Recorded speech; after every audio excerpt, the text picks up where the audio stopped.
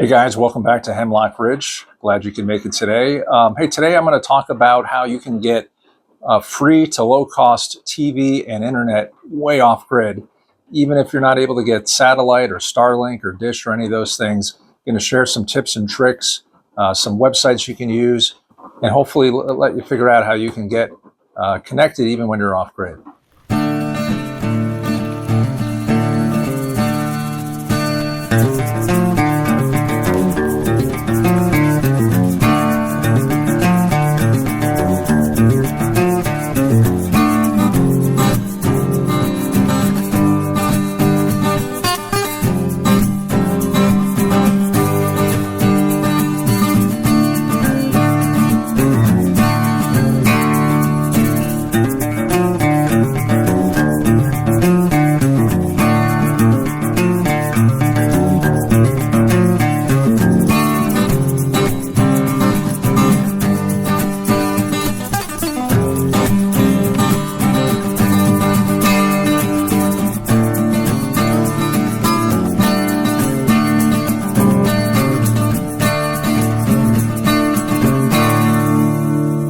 Now, I know a lot of people are probably saying, why would you want to be connected off grid? The whole idea with being off grid is so that you're not tethered to your phone and the internet and TV and all those sorts of things.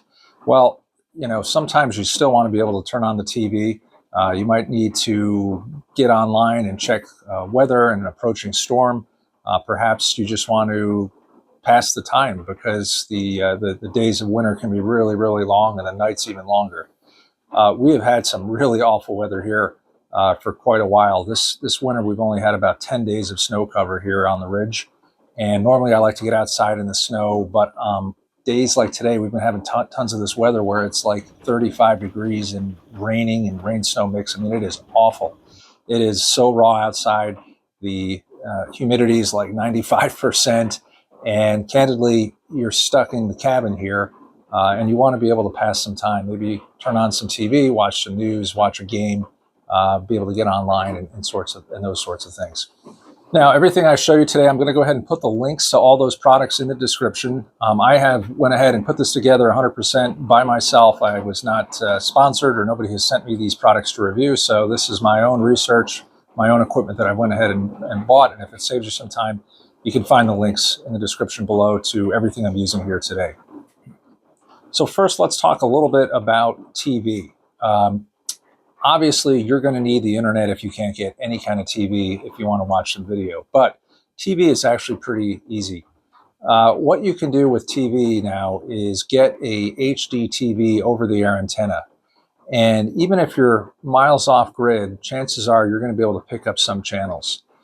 If it's been years since you've actually thought about getting your TV through antennas, a lot has changed in the last 10 to 15 years. All of the television stations have stopped broadcasting in analog. So years past when you get those snowy pictures and fade and all that kind of stuff, that's something of the past.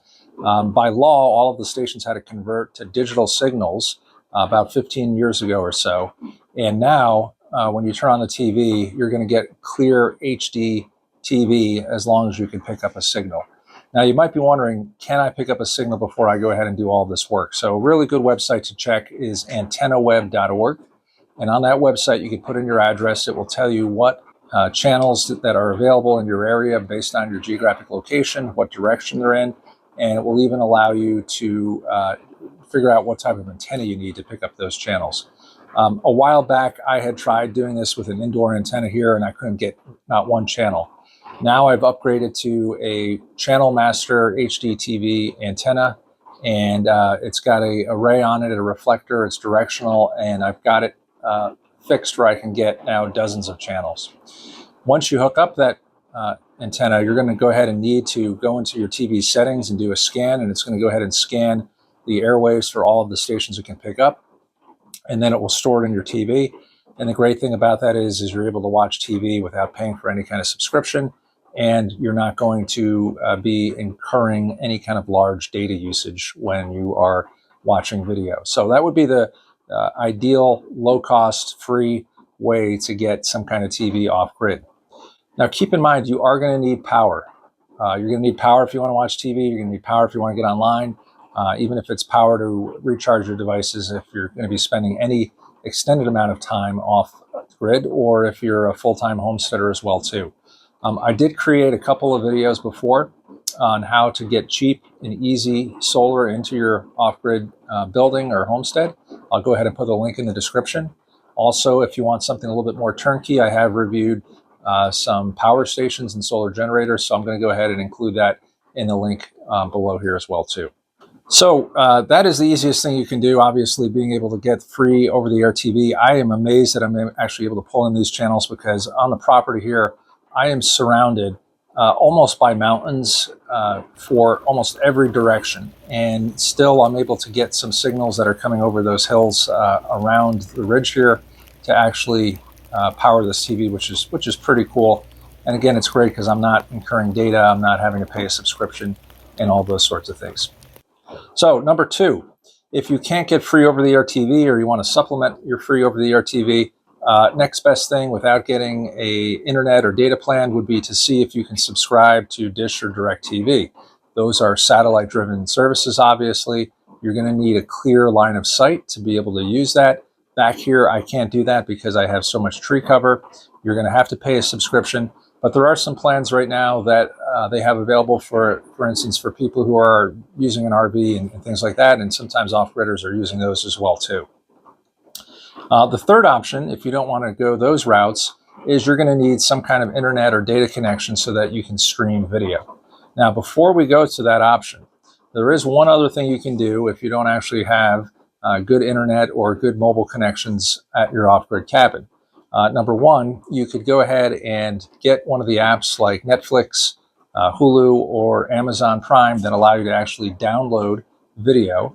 And if you download video onto your phone when you do have an internet or a Wi-Fi connection, such as when you go into town, then when you are back off-grid, you can typically stream whatever's on your phone onto your TV as long as you have a smart TV. It's called screen mirroring. If you don't have a smart TV, there's things that you could buy, like a Miracast dongle, things like that. Again, I'll put some links to those in the description. But you can go ahead and download multiple episodes of your favorite shows and movies. When you're back off-grid, just go ahead and stream them, and you're not using any data at that point because you've already downloaded the file when you were actually connected to the internet or at a Wi-Fi hotspot.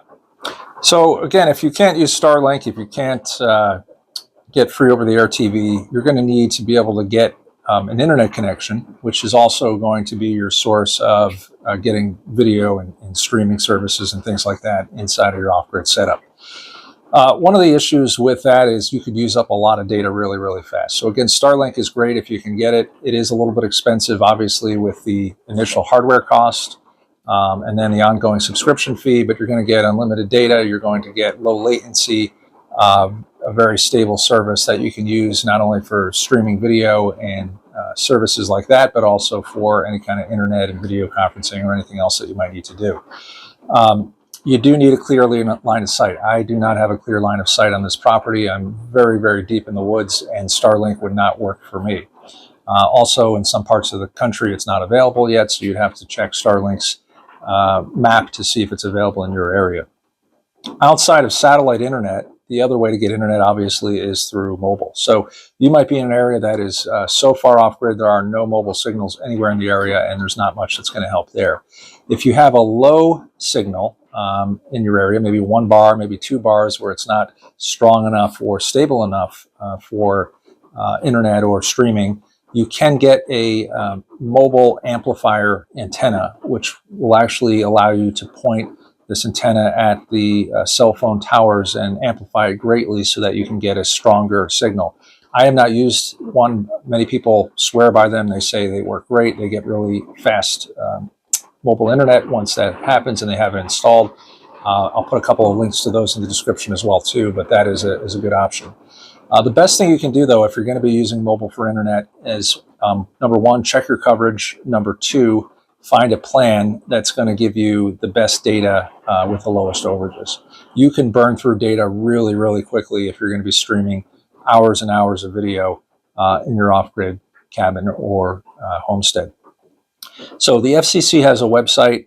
If you go on it, you can put in your coordinates or an address, and it will show you what cell phone providers have coverage at your exact address. So that's a good place to start if you're not sure who has the best coverage or the strongest coverage where you're located.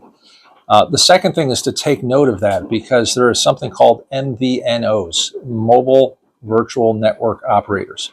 So, you hear the big four: Verizon, Sprint, T-Mobile, AT&T, US Cellular. Those are the big backbone carriers, but a lot of them actually sell or white label their coverage to other providers like Boost, like Visible, like a number of other MVNOs out there that are actually tagging on to those major networks where you can sometimes get better deals.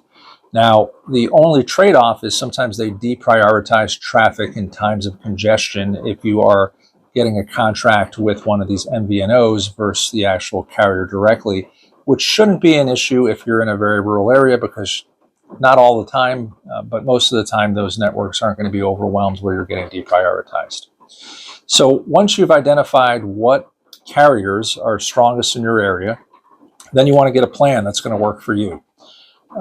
I highly recommend getting an unlimited plan because, again, if you're going to be streaming video, if you're going to be spending a lot of time online, uploading files, any of that kind of stuff, doing video conferencing, you're going to use a lot of bandwidth. The caveat here is there's not a lot of plans that are truly unlimited. Okay, so you're going to want to do your research, and sometimes the plan is unlimited, but they throttle the speeds down after a certain amount of usage. After you've used 25 gigs or 50 gigs, all of a sudden they say it's unlimited, but they throttle the plan down to 3G or even 2G speeds, which are pretty much unusable.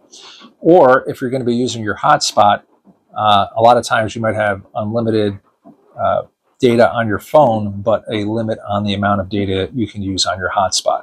And here's why that's important, because on your phone, if you fire up your hotspot and you're using your hotspot on your phone to power your laptop, your computer, even your smart TV, that data is going through the hotspot, and that can be metered differently. And again, it's really nice to have these things because you're going to want to keep track of weather and maybe be able to communicate with friends and family miles away, and it is a nice convenience to have from time to time.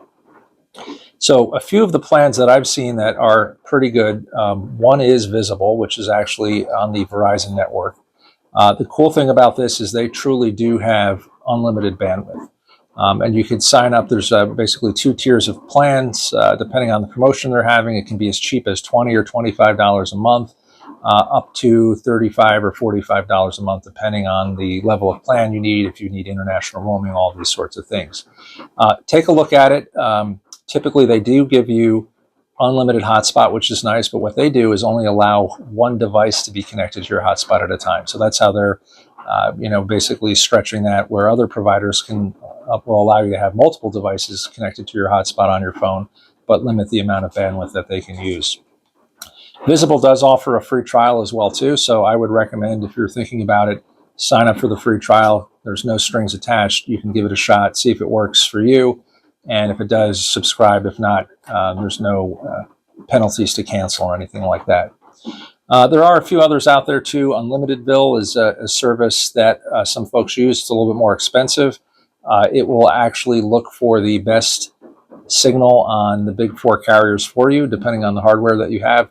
A lot of folks who are spending a lot of time traveling in an RV, full-timers, things like that, will use that because one day they're in an area that has good coverage by one provider, and another day they're in an area that may have coverage with a completely different provider. So this allows them to kind of roam around on all these different networks under one plan as well too.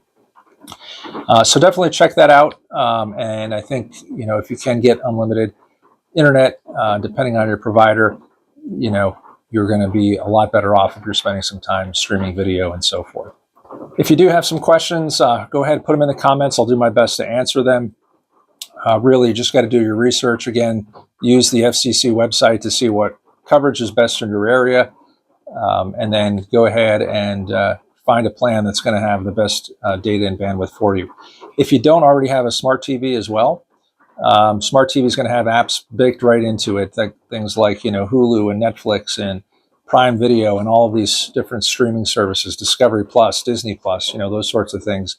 Allows you to watch any of those shows or any of those programs as long as you have a hotspot on your phone and a mobile connection.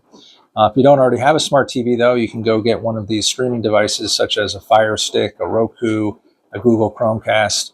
All of those are going to work really well as well to get internet on there. And again, don't need those things, obviously, if you want to be fully off-grid, but sometimes for really long winter nights and days back in the wilderness when you're having cold, rain, and wet snow like we are today, it is nice to be able to go ahead and turn on the TV. So again, to recap, TV from cheapest to most expensive, free over-the-air TV. Go ahead and get an HD TV. Use antennaweb.org to go check out what signals are in your area. You can get an inline amplifier too if you need a little bit extra boost, and that's going to give you a number of free over-the-air TV channels and news and all of that kind of stuff as well too. Second option, look again at Dish or DirecTV if you want a satellite TV service, which isn't going to use up any bandwidth because it's satellite. It's going to be more expensive, of course, because you're paying a subscription. Depending on your setup, if you're in the woods like me, that's not going to work. And your third option is going to be get an internet connection where you're at so that you can stream audio and video. And again, look for, number one, the best coverage in your area through the FCC's coverage indicator. Two, look for a plan that's going to give you the best bandwidth, and be wary of speeds being throttled after you hit a certain amount of data, and also be wary of the hotspot allocation as well too. So hopefully that was helpful. I always love sharing some of the tech that I use off-grid in my cabin back here in the woods, and hopefully you found it useful as well too. Stay tuned for more videos I'll be making in the coming weeks. If you have something you'd like to learn more about too, drop me a comment below. Please be sure to like the video and subscribe, because as long as folks enjoy these videos, I'll keep making them. And I hope to see you back here on the ridge sometime soon.